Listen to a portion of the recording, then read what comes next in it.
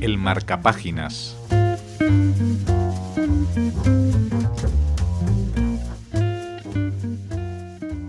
Había dado con la clave de lo que significaba todo aquello. Los nombres escondidos en los versículos dibujaban una ruta, el camino primitivo de Jacob, que los cristianos conocían como Santiago. De repente, las 3 letras hebreas cobraron significado. Eran lo único que se conocía de un jeroglífico grabado en una reliquia que encriptaba el misterio que todo cabalista andaba buscando. Entrelazó las manos con actitud reflexiva. La ruta escondía la piedra de Jacob. Si se aproximaba una persecución, debían encontrarla antes de abandonar el país, pero él no podía hacerlo. En el plan de huida, él sería el señuelo, así que debía legar esta búsqueda como misión a su hijo Abiraz. Meneó la cabeza con preocupación. Gracias, Ana. Nada. Así empezamos esta entrevista. Bienvenida a Radio Sefarad. Gracias. En la que nos vas a hablar de tu libro El crucigrama de Jacob.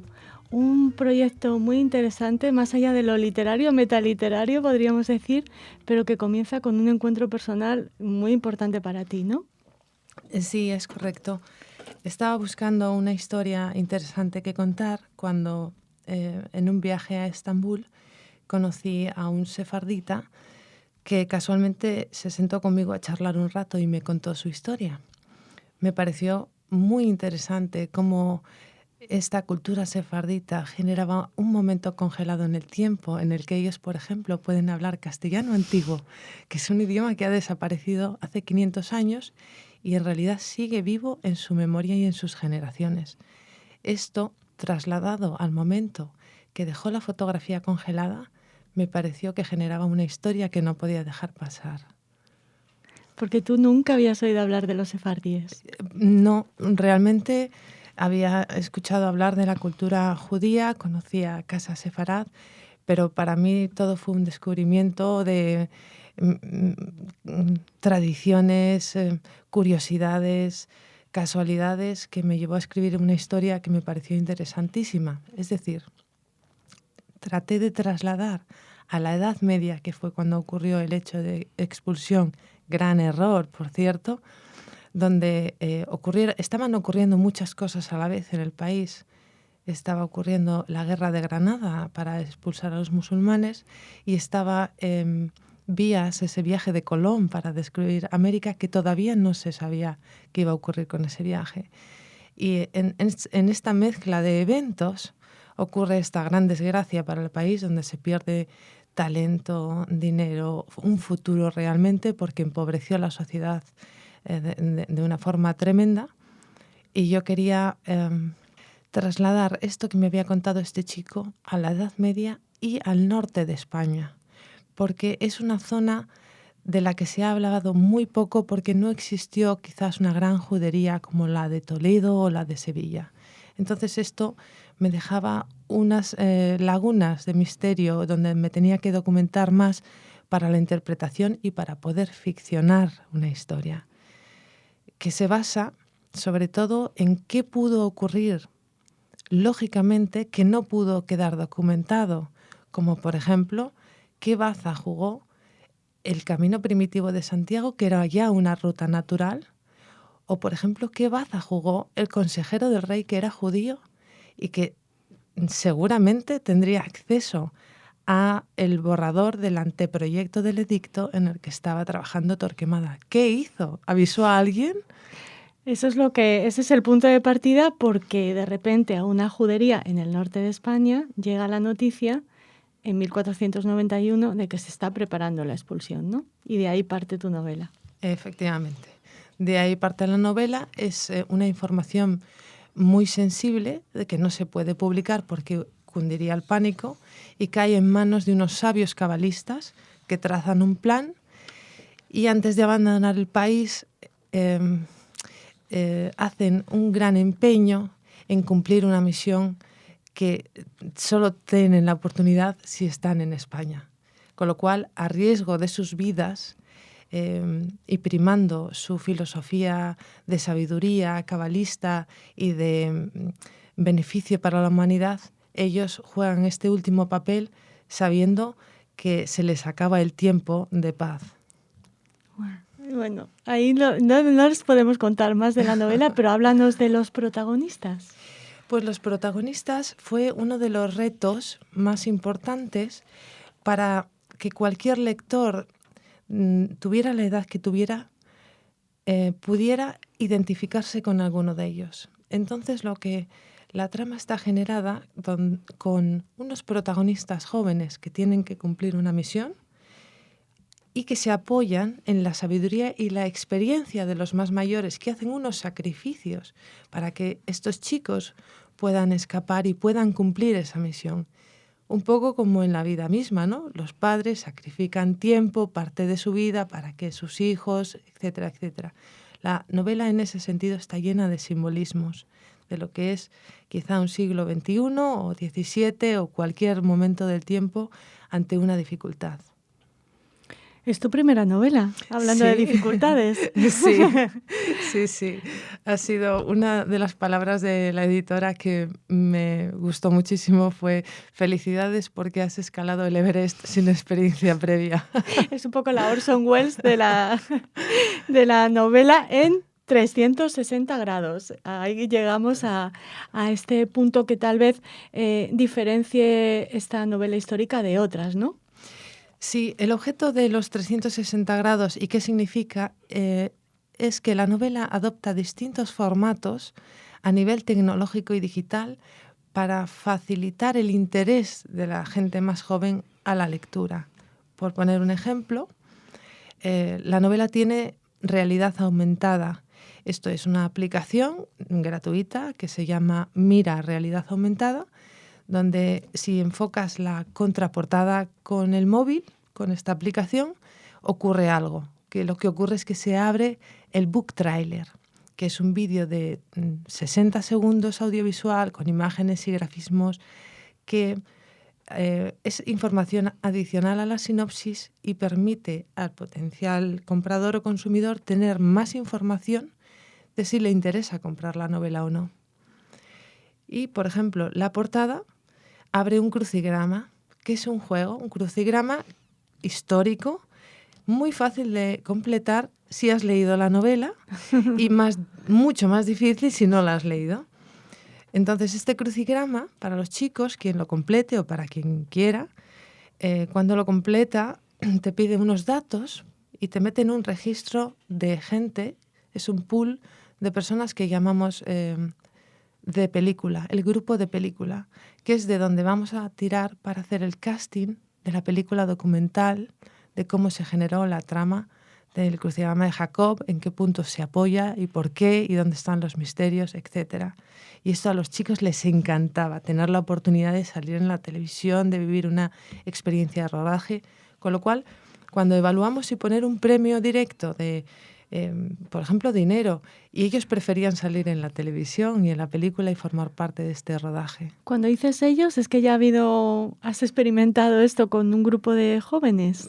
Todo lo he testado, he preguntado a cientos de personas qué es lo que os interesa más, dónde disfrutaríais más de esta historia, cómo podría captar mejor vuestro interés. ¿Con 300 euros? No, gracias. Saliendo en la película. Perfecto, muy bien. Uh-huh. Pues. ¿Y cuándo está previsto que se ruede esta película? Porque habrá que esperar a que los lectores interioricen el crucigrama de Jacob, ¿no? Lo lean y se sientan partícipes de la historia. Exactamente. Lo que hice hasta el momento para lanzar la novela, fue hablar con potenciales socios audiovisuales que estaban de acuerdo en participar, en inyectar una cantidad de dinero y en coproducirla. Entonces, también tengo firmado un acuerdo de distribución para que esto pueda salir de España y tenga cierta repercusión, con lo cual el plan está preparado. Solo nos falta pues, que empecemos a tener esas personas interesadas, que otro requisito que se les va a pedir en la web, en la web está el quiero participar, es que nos expliquen qué personaje les gustaría interpretar y por qué les apasiona ese personaje dentro de la historia.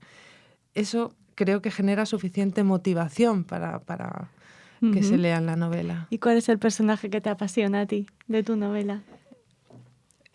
Es difícil porque todos son como bebés de la historia para mí. Me gusta mucho el protagonista porque está basado en unos valores que defiendo mucho, que es persistencia, coraje, valor y honor. Él sufre mucho porque su padre es un sabio cabalista, un hombre casi sin miedo, y sufre mucho porque se ve un poco acomplejado frente a su padre y siempre piensa que se ve mucho más inferior de lo que realmente es, porque esos valores en los que sustenta sus decisiones pues harán que vaya por unos derroteros que no voy a anticipar. Vale. Has estado trabajando en la novela y en el proyecto porque es mucho más que escribir un libro. Sí. 5 años. Sí. ¿Cómo te has documentado, Ana, para escribir el crucigrama de Jacob? Pues el primer año, cuando decidí tratar sobre los sefarditas, me metí en Casa Sefarad, asistí a sus eventos, a presentaciones de sus novelas y a conferencias. Y de cada cual pues tomaba una nota. Quizá de 1 hora de conferencia solo me valía una frase, pero todo empezaba a sumar. Luego comencé a viajar a puntos claves, por ejemplo a Jerusalén, que, aunque no sale en la novela, creo que es imprescindible de visitar. Siempre está ahí. Sí, y además he viajado un poco, como muchísima gente ya alrededor del mundo, pero Jerusalén es totalmente especial. Y en este viaje a Jerusalén pedí a la agencia que me diera un guía sefardita para mí, para poder estar hablando con él todo el día, ver qué comía, cómo se movía, cuál era su carácter y aprender de ello, un poco empapándome de su cultura. Y esa fue otra parte de documentación. Y la tercera son los libros y las fuentes habituales. Sobre todo te pregunto por el tema de la cábala, ¿no? Que no es un tema fácil si te aproximas por primera vez, ¿no? Para nada. Y aproximándote muchas otras veces, no es un tema fácil, no se puede frivolizar con él ni echar un mero vistazo. Y supongo que tú, que eres tan metódica y que aplicas esos valores de los que nos has hablado antes a tu propia vida, lo has hecho con plena conciencia, ¿no? La cábala me pareció interesantísima. Me pareció algo espectacular.